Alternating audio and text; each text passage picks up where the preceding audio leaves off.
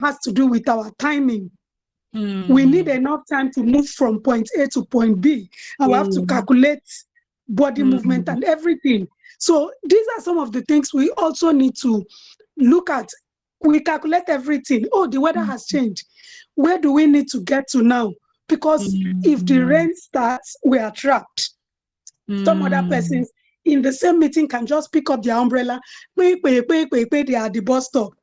It is well. Let me stop there. No, it's actually, this is even a good conversation to have. I know that we have something to talk about, but it's a good conversation to have because in the last maybe 1 year, I've been seeing that there's been more awareness when it comes to disability in terms of, oh, there's no ramp for people with wheelchairs to, you know, come into a place. I'm seeing quite a lot of young people. I think, what's her name? Hawa, the content creator, she talked about it extensively sometime this year, was it last year? And I really love, and she took her time, you know, to break it down. I don't think that we need to wait till maybe I know there's a disability day. I don't know if it's a disability week.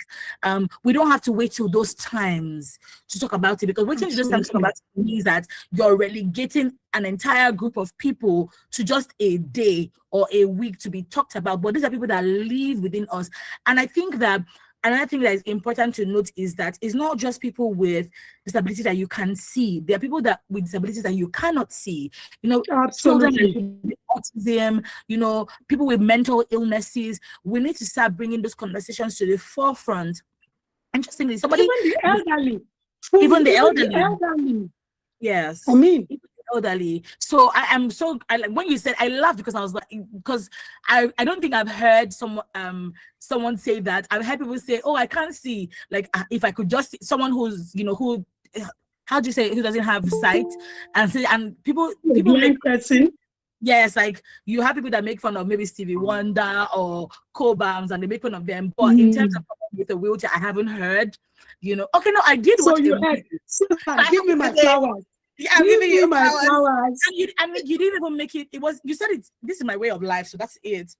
Because people also make things very weird, and when you make things weird, it becomes uncomfortable to talk about. I watched a movie 2 weeks ago or so. What was the title? I don't remember. Wheels of Love. The guy was on a wheelchair because I don't know if you've seen it. He had an accident with his brother. The brother died, and he was on the wheelchair, and they had to get a caregiver, and the caregiver was tired of the guy's attitude. He had a very, very stinking attitude. And then she serves him his food, takes things from him, and he's like looking at her like, if I deal with you, she goes, oh yeah, stand up and come and beat me now. I thought it was the funniest thing, because I was like, but she was making this situation as not weird as possible. And he looked at her like, how dare you? But she was trying to get him to say, like, you're in the wheelchair, yes, but you can't allow that to now control your view of life, make you an unhappy person, unsociable, someone with just terrible character. So yeah, I mean, if there's someone out there, you have someone who's probably on a wheelchair or with crutches, whatever, it's important that you don't make the situation weird. Number one, it's important that you them where they are. Me, I like to ask questions. So ask them, oh, how would you like me to address me? Is this said, is this said in the right way or in the wrong way? That way you're not making the situation weird. Because I mean, even you yourself, you think that you have 2 legs today, everybody will say, God forbid, but anything can happen tomorrow. Can't see today, God self, you know. So how do you move on when you think that, oh, maybe people that are disabled are less than you, which is such a myopic and crappy mindset. But yeah, you know, again, even if you don't, old age, including the top, we have people who have ruled Nigeria who now move with the aid of a wheelchair. Something brings you to that level. I know the God forbid syndrome is not my portion, because we like to pray. So most of us didn't pray for it, but we are here and we are moving, we are living. It's not a big deal. Anyway, I see that Ibn Abba is here already. Hi, Ibn Abba. Good morning. Lady Ibn Abba. Good morning. Hope you're well. How are you? Morning. Good morning, everyone. Good morning, lady. Good morning, ladies. Good morning to all our valued listeners. It's great to be here. Nice to see you guys, you ladies' faces, pretty faces. Awesome. Okay, let's get into it. We're going to be tackling two stories if we have enough time today. The first one, I actually want to go to this one first, because we have educators with us. Susan is here, Binaba is here. This person says, parents, please stop sending your kids to school with the mindset of if someone hits you, hit them back. You are part of the problem. When I saw this, I said, so I'm going to send my child to school for someone to be beating them? No. So I'm the type, and I think we've talked about bullying here a couple of times, but in this case, is this bullying because this child, if the child is the one being beaten or being punched or being whatever, why are you saying that? What do you mean I'm part of the problem? I'll give an example.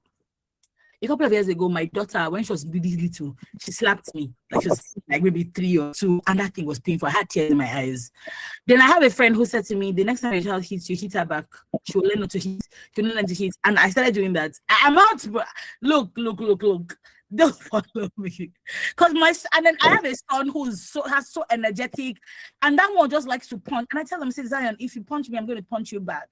So he punches me. I'm like, hey, punches me again. And it's painful. Those children, don't look at them as children. They're damned.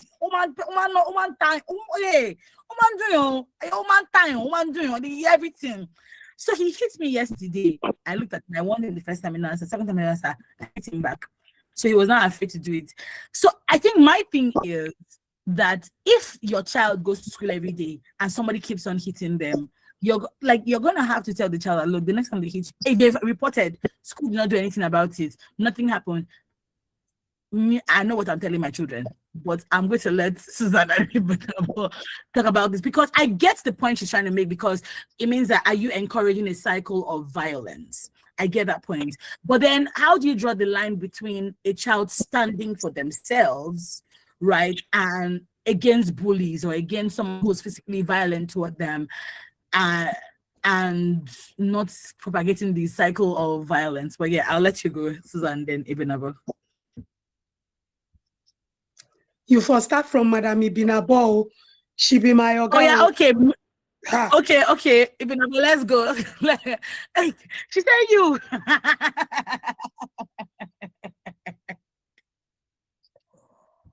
The ladies have muted themselves, but I mean, Lady Ibinabo, you're going to build the cats. Yes, over to you.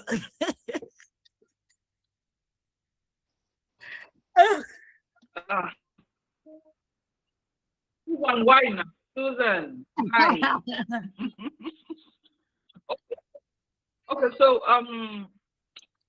what do I say? Sometimes when you hear mothers say certain things and try to behave in a certain way, it might sound silly, like what I'm trying to do, but it is coming from a place of helplessness. Even as the mother, that mother who says that her child should hit back is advising from a place of helplessness. Because you see, helping your child and helping your child grow into someone who can handle, situations that are unfair without being harmed by them is a tough one. And the real situation, because we have had stories of where some children are bullied to death. And they became afraid of going to school. So many things. But you see, what I tell parents is very simple. You start with your child's safety first. Safety is not hitting back. Safety first is not somebody just brush your shoulder and then you feel a very heavy blow. That's not safe. Because when a child does that, you don't know the temperament of that other child. Before you know it, somebody will just. When I was in primary school, there was someone who was playing, and then I think someone hit a child. Probably that had been the norm, and then the older sibling probably had been advised that when anybody touched the inside, hit the person. So the young girl just came straight to the other girl and hit her because she was an older girl. Immediately, the girl said, "Hey, you hit me! It's not your sister I hit." Well, before the other boy could even respond, She bent down and lifted it from his leg and bumped him on the ground.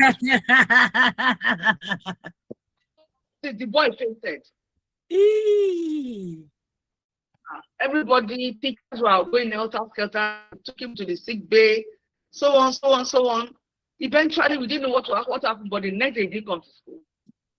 You know, children, we wouldn't know what happened. But later on, there was an assembly the next morning, and they cautioned everybody, this and that.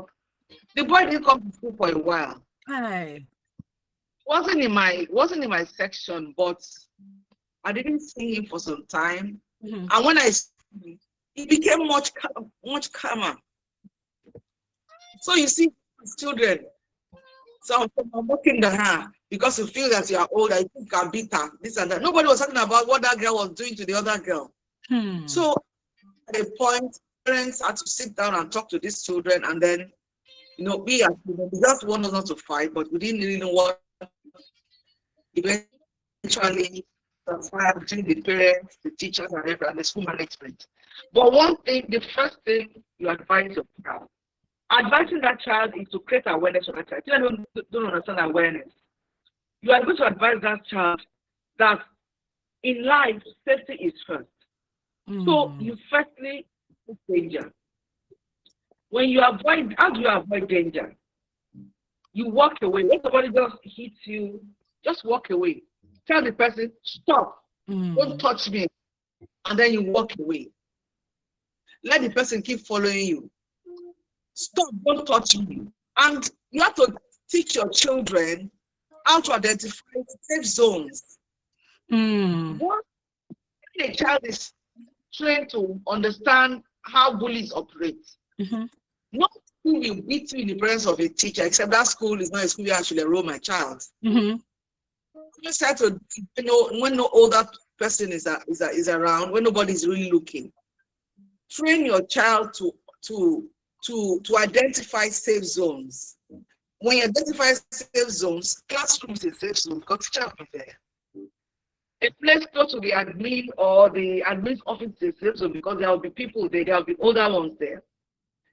A dining room or dining hall that there are, you know, people serving food and other older people there is a safe zone because when somebody hits you and you shout, you are calling the attention of the older ones. Open playground. Some schools have just closed playground like a hall. They don't have enough land to have an open playground. A hall that is filled with children is not really very safe. And at this point, my advice to teachers or school owners, if you have a closed playground, make sure that older people always on ground to monitor the activities of the children. Because you see, you're not teaching this child fear. You are teaching this child awareness. You are teaching this child self-responsibility without being aggressive. You are teaching this child how to be calm. You know, like I said earlier, phrases like, leave me alone. Phrases like, I'm not interested. What is it? Speak with a laugh. So that we have a call. Because sorry to interrupt you. We have a call. Hello, good morning. Hello, good morning. How are you doing? Hi, Albert. Fine, thank you. How are you? Yes, I can, yes. I'm fine. Yes, happy Easter. Same to you, I like this topic. I like this topic this morning. Training up a child, you know, that just zone. You see, I grew up with my mother. She taught me that's the first thing I learned. That's why I did not join bad gang or court today. I could have joined it while I was in the school. Yes, my views. Until I asked my friend one day, this way she wants me to come and join. I want to be joining this. That they will come and fight for you. And I laugh at him and say, like that. I learned how to fight. Yes, Mama. I have a friend of mine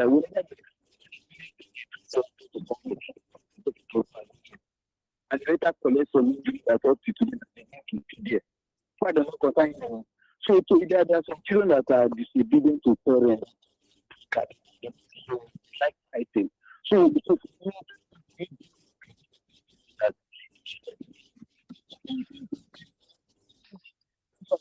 I do think of it as making you don't go to that.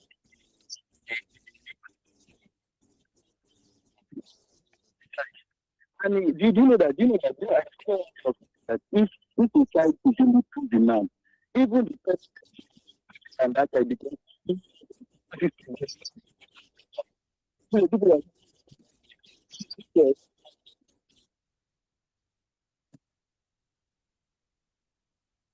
Hi, Albert. I don't think we can hear you any longer.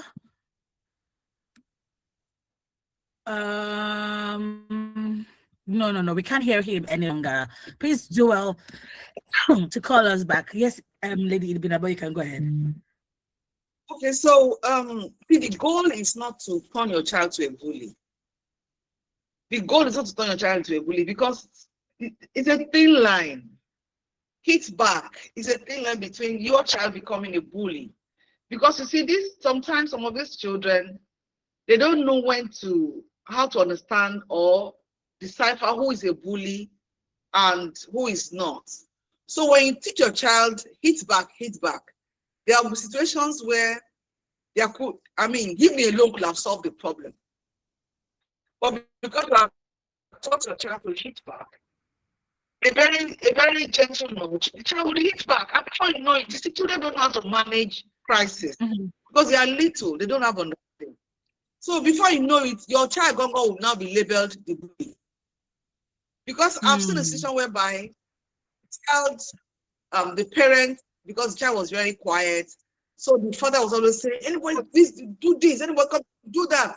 Eventually, the little boy was labeled the bully, that he was not. But because of the way he was taught, they will teach this child how to hit somebody's eye, how to give this kind of blow, how to kick somebody else's stomach, and at the end of the day, everybody started seeing this boy, perceiving him as the bully. Meanwhile, he was paying to the advice of the father. So you see, as parents, nobody knows it all. Have understanding that there are times that by the time you want to teach a child to behave a certain way, the child will go overboard because a child does not really know how to manage situation. So teach the child awareness first. Teach the child safety. You don't go to this place, discuss with the child because you don't go to school with this child, so you don't know where safe places in the school. But from your discussion with the child, you will know that when you go to the back of the school to play, where most children go to play, there is no adult there to see what is going on. Don't go to play there, and then teach your child to bond with one or two in the classroom. You know, there are some children that when you get, like you have a best friend, you have a close friend. And when you have taught your child how to know this kind of people, they would not easily make the mistake of making friends with the bully because in most cases, the children end up being the bully's friend. A bully's friend, you are a bully, and you are equally susceptible to being bullied. The line is very thin. You need to teach your child from home. Teach your child self-defense. Self-defense is not always to give him one blow, like they say, give him one blow. That's not self-defense because you don't know how the other party will respond to you too. In better measures. Like I told you earlier, somebody just picked this boy from the ground and hit him back to the ground, and this boy passed out. But if this boy had come to probably one other person, drag this young man away, and go and went to report to the teacher, then the issue would now be when the case was reported to you as a teacher, what should you do?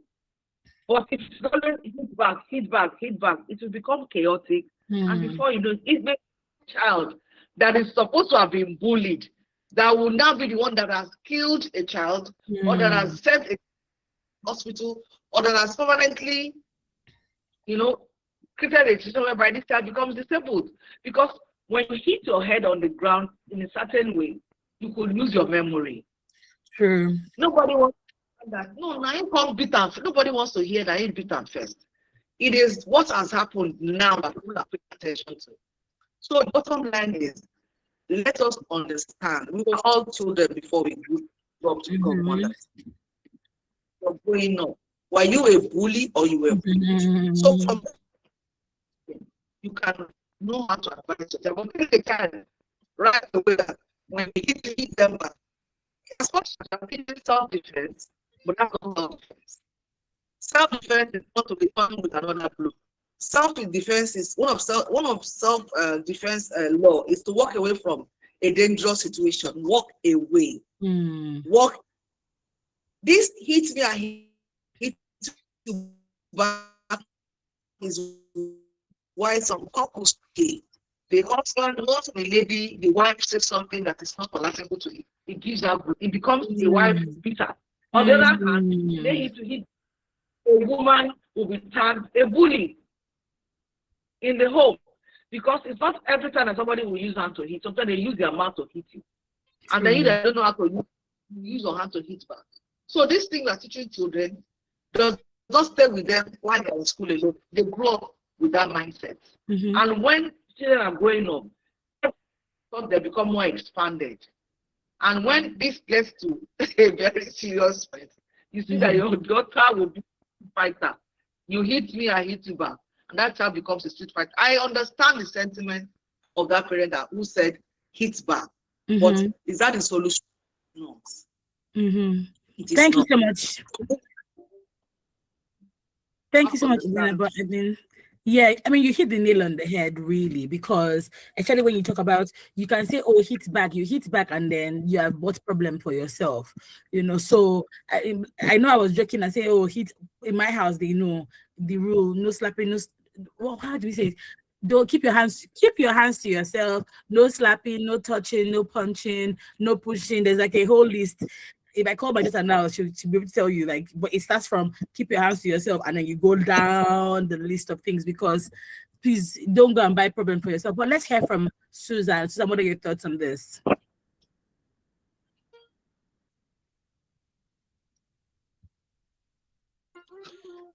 So, Mami Binabo has spoken extensively about this topic, but I just want to chip in a thing or two so we can move on. I agree to safety. I also agree to safety zones, but in the broader context, I'm also looking at public schools that do not have limited spaces. Even in some private schools, if you remember the bullying we addressed weeks back, it was an abandoned classroom that child was bullied in an abandoned, So we need to look at all the areas. Now, I agree, report to your teachers. That's why you have people who are in charge of you in class. Maybe you go to the HOD. But when it keeps happening and nothing is being done, that is where I am concerned.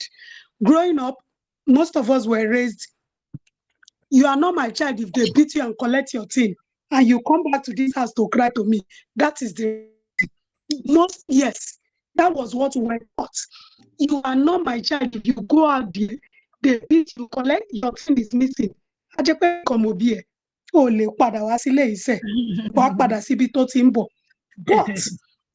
each day we are evolving as a people. We do not want to have set of persons who are aggressive. Find out the roots.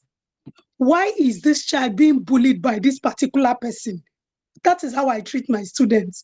And that is why the principals, VP academics, and all that I have worked with in the past, they call me CJ, Chief Justice.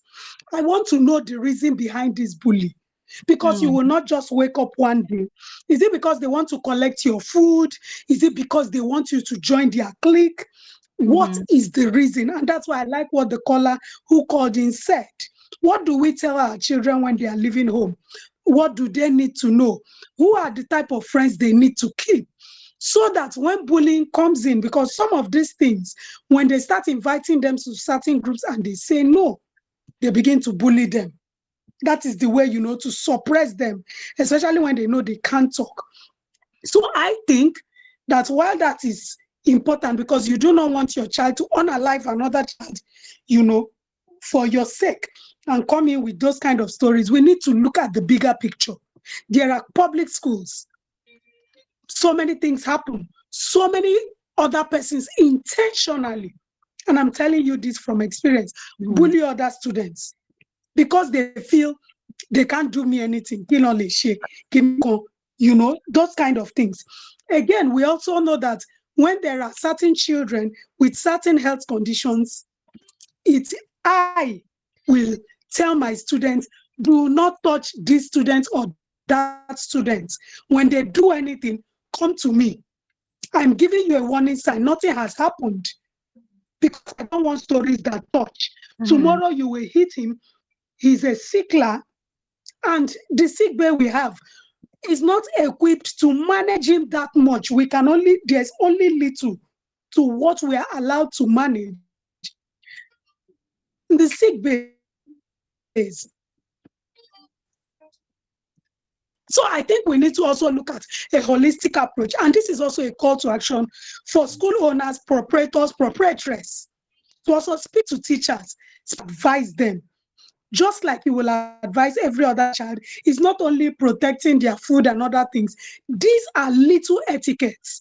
These are timely etiquette that they also need to grow with. It's not good because, when you get used to bullying and beating people for everything, you will always bully.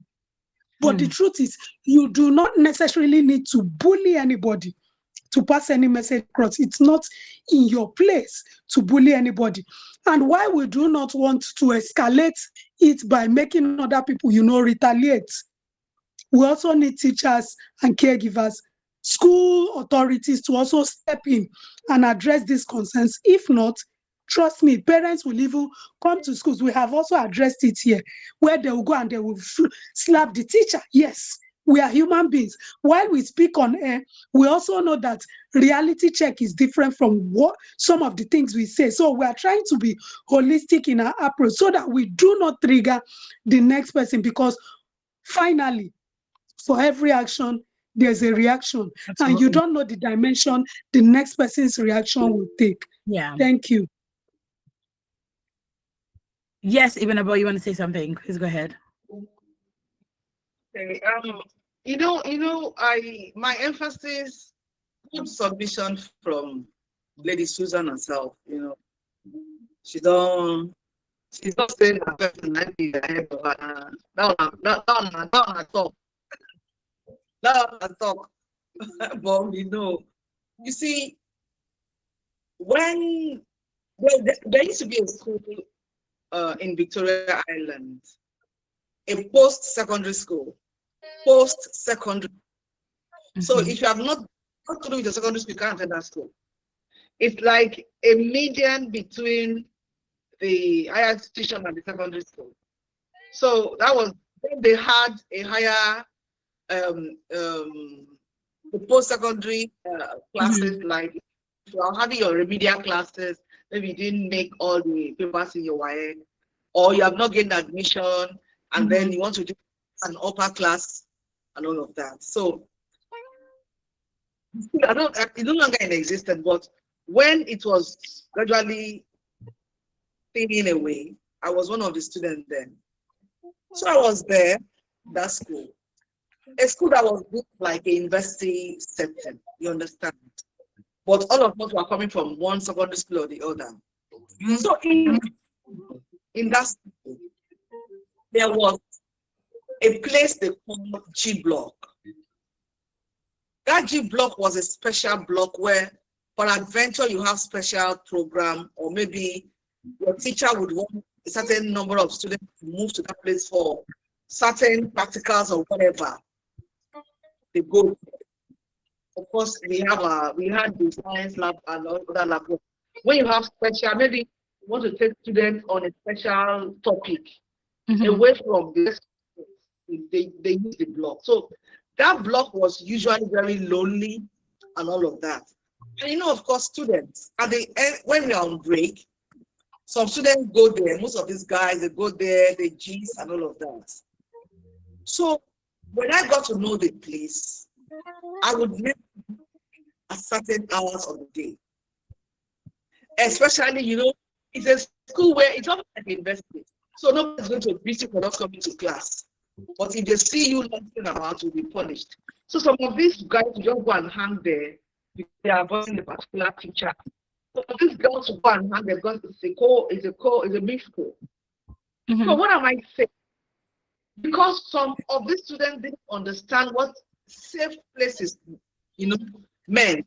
They were not aware that there are some places that you should not find yourself at a certain time during school hours. You should not go there.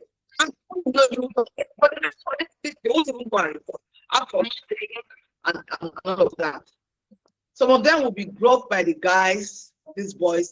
Some of them will be sexually harassed. Some of these girls, I had different stories. Me, you never find me in G block. What am I even looking for? What are they find? The school are big place.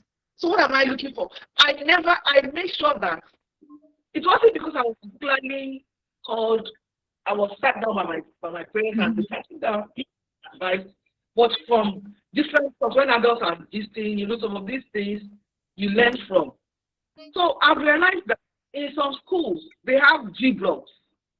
If I can use that, they have G blocks. And some of these children will go there, going to play. That is where you are sexually harassed. That is where all of these things happen. Because the way the school was, the structure of the school, the planning of the school, there's a quadrangle. So every activity, and you can look from one end of a lecture theater to the other. So you would the G block is at the back of the buildings. So when you're in G block, if somebody is even raping you and you are screaming for help, nobody will hear you. Buildings. So that is, I'm emphasizing. Parents teach their children to know where to play. Parents to teach their children to understand. My youngest child was taken abroad. Sorry for taking our time, but for the sake of business. My youngest child, a girl, was taken abroad because she was born there, so they returned her to continue schooling. She was not even a teenager. So when she was enrolled in the school, the teacher, you know, there's a platform with your parents and all of that. So the teacher sent a mail that this girl of mine was not that, she's not talking to anybody, she's always keeping to herself, she's it's going to affect her and everything, mentally, emotionally, all of that. Sat my child down and asked questions. And she said, Mommy, you taught us to, when we go to a new place, we should try and understand the people there, make friends. That I'm trying to understand everybody. When I'm not understanding everybody, I will know who to choose as my friend. And that really hits home because I didn't even reason it like that. I was like, well, God is your Steve. You understand? You make one of your friends. When she gave me that, I understood. And I had to get back to the teachers that, look, she's trying to the environment and these people, they are all to her. So when she's done doing that, she would be able to wisely pick who and who should be friends with.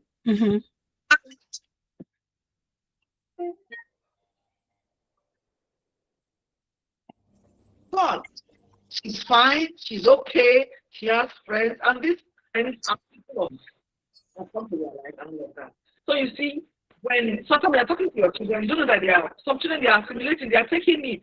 That is why you have to be mindful of the kind of discussion, the kind of conversation that is being carried out around children, because some of them they are thinking everything. So if it's negative, God help you. So we need to teach our children, when you go to a place, try to understand your environment, try to study the children there. Even as a little child, children are smart these days. If you teach them, they will understand. It's not as if they will not, because I mean, you have to be social, but it has to be with a lot of wisdom, because things do happen. In primary school, that is where they start all this girl to girl, boy to boy. It doesn't always start when you're adults. It's when I was a little girl, a girl approached me that before, and I was like, what's wrong with this one? You understand? So if I was aware, I would have probably felt it was right. Maybe she liked me and everything. And before you know it, they introduce something else. So we need to begin to talk to our children from home. Don't wait till they start school. Teach them, use every situation, every circumstance, every event around you to teach them. Thank you. Thank you so much. We are about to round off, but Susan, in your final word on this matter today. Okay, like Mami Binawa has rounded it all, like I would say, it's not the Holy Books and Christian tells us to train up a child in the way they should grow, because when they grow, they would not depart. So what you instill in your children, even from home, is what they go out to the larger society, which is the school. That is why you go to school on open day and you hear your child doing excellently well. And sometimes you go to school, you hear certain things and you are wondering, where did this child pick this up? Because it's not from home. So parents have a role to play. Teachers and guardians also have a role to play, because of the number of hours we leave them in the care of teachers. So they also have a role to play. If everyone works, for me, it's a partnership.